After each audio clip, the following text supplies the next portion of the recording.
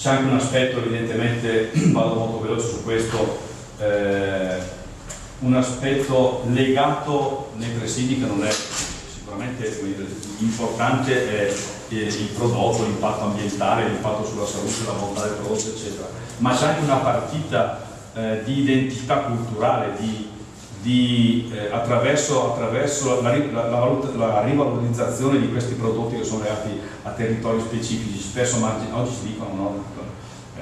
La vita, le scelte, la società, il mondo si decide, no? I centri decisionali sono le città, no? È lì che si governa il mondo, e le campagne, peggio ancora le montagne, sono chiamati luoghi residuali, luoghi secondari, luoghi secondi, no? E questo ha ingenerato, anche questo chiaramente risponde a interessi ben precisi, non è che la cosa è andata avanti così per conto suo, no? E quindi ha svalutato questi luoghi come luoghi di fatica, luoghi di sofferenza, dove c'era sicuramente non l'abbondanza di altre zone, no? E quindi ha devastato anche dal punto di vista culturale, no, la montagna, gli abitanti, e vivere in montagna, vivere in una zona che dà poco, offre meno in quantità, ma non in qualità rispetto ad altri territori, ha generato anche questo un cambiamento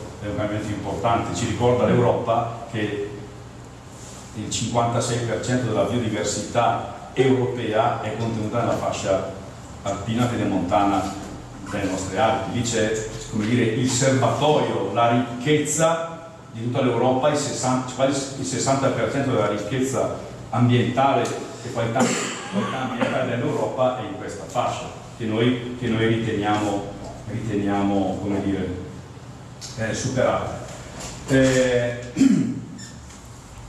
Valore di identità perché è legata appunto alla conservazione di alcune pratiche agronomiche, poi le vedremo per quanto riguarda l'alpeggio, i paesaggi.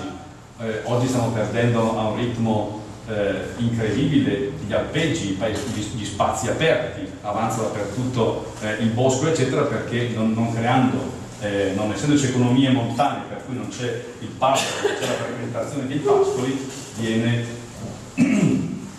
i pascoli vengono invasi, si perdono dei territori che l'uomo da secoli, sicuramente ne parlerà Michele Corti, stiamo parlando di spazi aperti che probabilmente sono stati, come dire, censiti, creati e vissuti fin dall'epoca romana, se non anteriore, quindi c'è un equilibrio ambientale da questo punto di vista che si sta, no? Apparentemente uno dice cresce il bosco, aumenta la naturalità, non è esattamente così. Alcuni disastri ecologici, io sono stato testimone perché vengo da quelle zone, ho corso i disastri ambientali delle grandi alluvioni dell'87 in Valtellina, nelle valli bergamasche. Tutti i geologi, nessuno escluso, hanno chiaramente detto che quel disastro sicuramente era originato anche da piovosità concentrate in poco periodo, ma sicuramente dall'abbandono di valli, boschi e montagne.